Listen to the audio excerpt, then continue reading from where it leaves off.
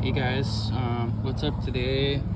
I am installing my ADF Customs Focus RS front splash guard on my Focus ST with like the RS front end conversion over there, you can see. I couldn't find like a factory one for a reasonable price. Like the factory ones are going for like $500 plus like $400 for freight shipping. So I got this one for $660 shipped, and it's aluminum and it's got like some nice brake ductings built into it.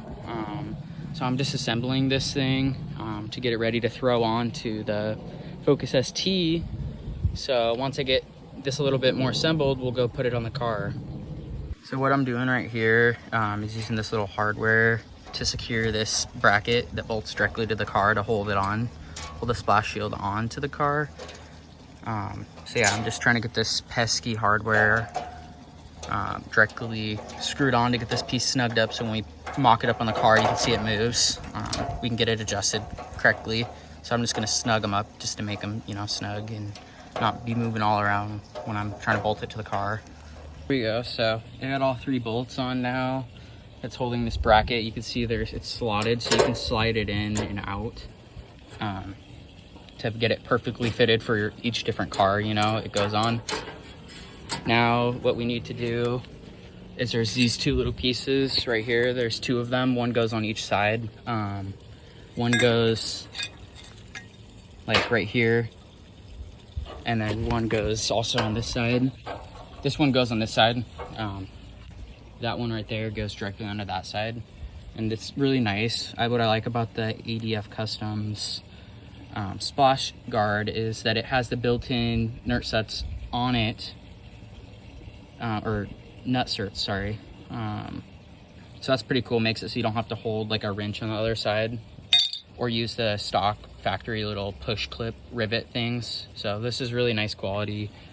You can see there's some good workmanship that has gone into this. It's all nicely riveted with metal rivets instead of plastic ones like the factory one.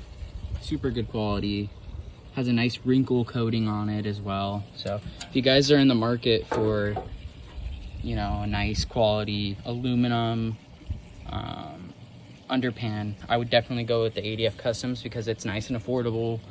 Came out at $660 shipped, when the factory one goes for roughly like $550 from Tosca Parts, which is like an authorized Ford dealer, and plus like $400 for shipping. So this thing is really good quality, and it's gonna hold up on like the plastic ones that shatter if you hit like a rock or something on the road. So I ended up putting these little guys on wrong. I put them upside down, so I fixed that now.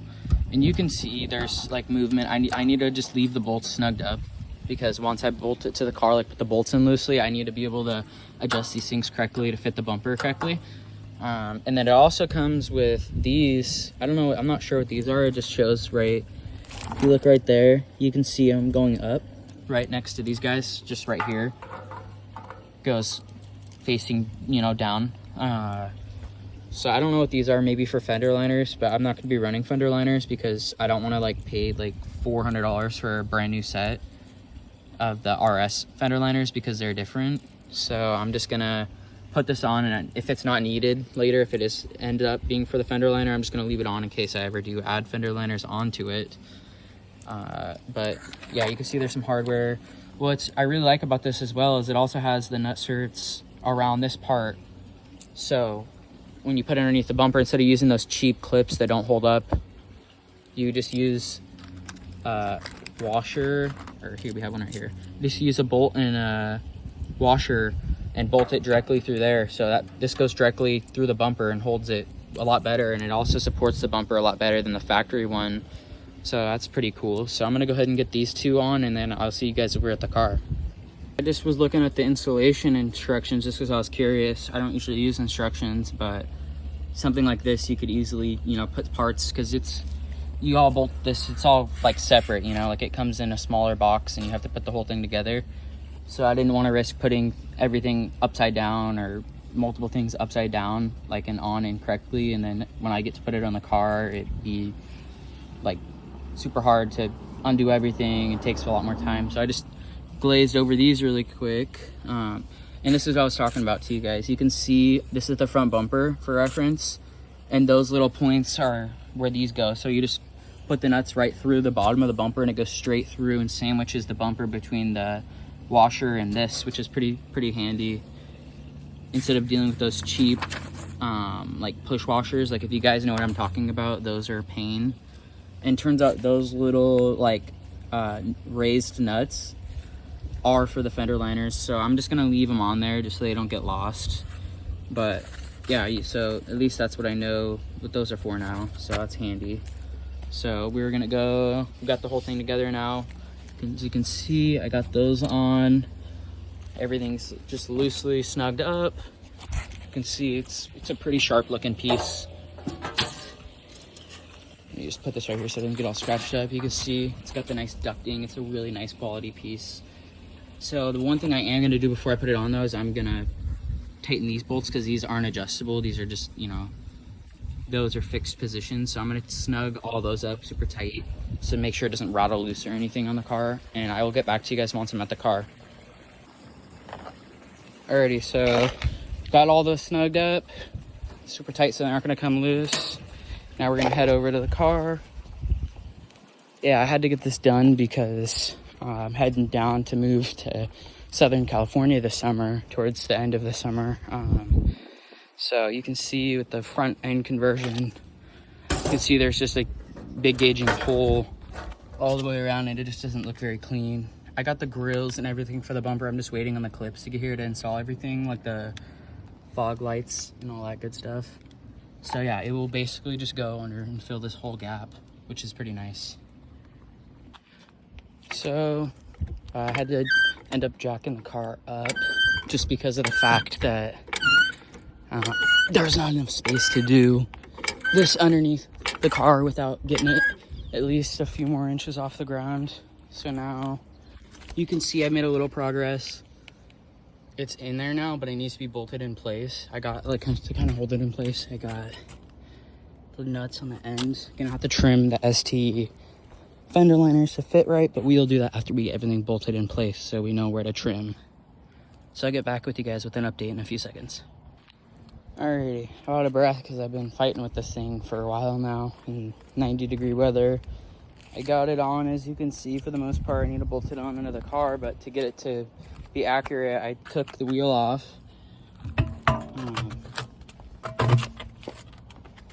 You can see, I think I'm going to be able to use the fender liners, but I just need to do some trimming. As you can see, like, the duct hits like where the fender liner bolts onto on the stock bumper. So I'm gonna have to do some trimming. As you can see, there's like a pretty big gap, so I need to do some trimming and then drill a hole right here to bolt that part to it, and then we should be good. I'll update you guys as I fix it. Featuring the big brake kit, nice coilovers. So as you can see, it's not the prettiest, but I got it to work. There's a hole in this bracket for the splash shield, the metal splash shield. And there's the ducting. You can see I kind of cut out. You can see that's the duct right there. See, I kind of roughly cut around it. It's kind of ghetto, but it will work. You see, I took this off because this used to be in the way of the ducting, like the new ducting from the thing. So that goes directly to the Brembos. You know, brings in a bunch of air to the big calipers to cool them down. You can see it looks a lot cleaner without a big, huge gap under there now. I'll show you how I did the other side. Once I do the other side, I'll show you what the process is to make it fit the fender liner. So you can kind of see what we're running into. This is the driver's side. I haven't done the side yet. So you can see there's the brake duct right there for the Brembo brakes.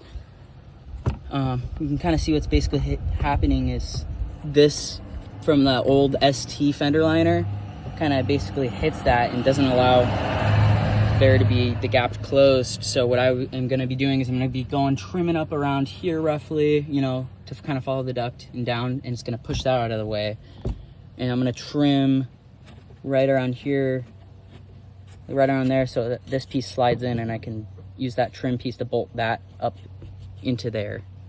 So it's kind of a little ghetto, but it's going to work. I'd rather do this than spend $400 on fender liners that are going to get damaged anyways. So as you guys can see, got everything pretty trimmed, pretty decent, just with a knife.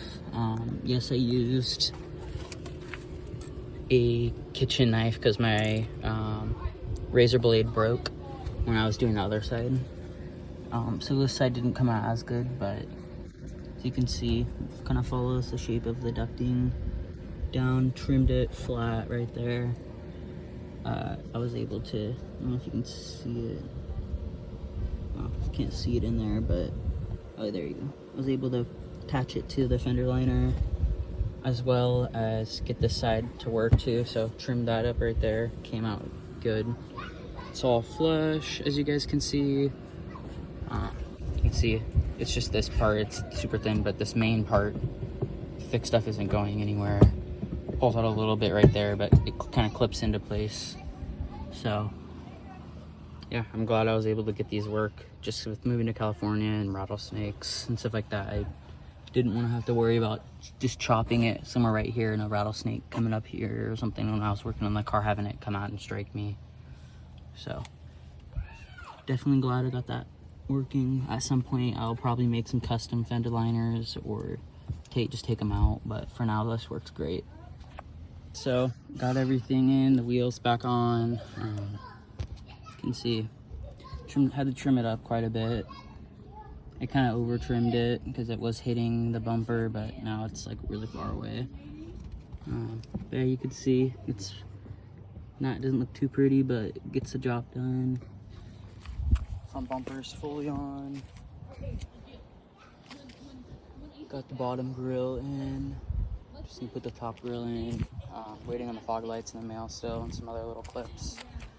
Doing this side as well, except this one doesn't look as good because you can see the rub marks from my tire when I was driving it. Got it hooked up. Looks pretty good though. So you can tell it looks a lot better, all blacked out. In there it looks way cleaner. But yeah, this wraps up this video. If you liked it and you enjoyed it, then share it with a friend, subscribe, and drop a like and drop a comment. That'd be great. Thank you. Bye.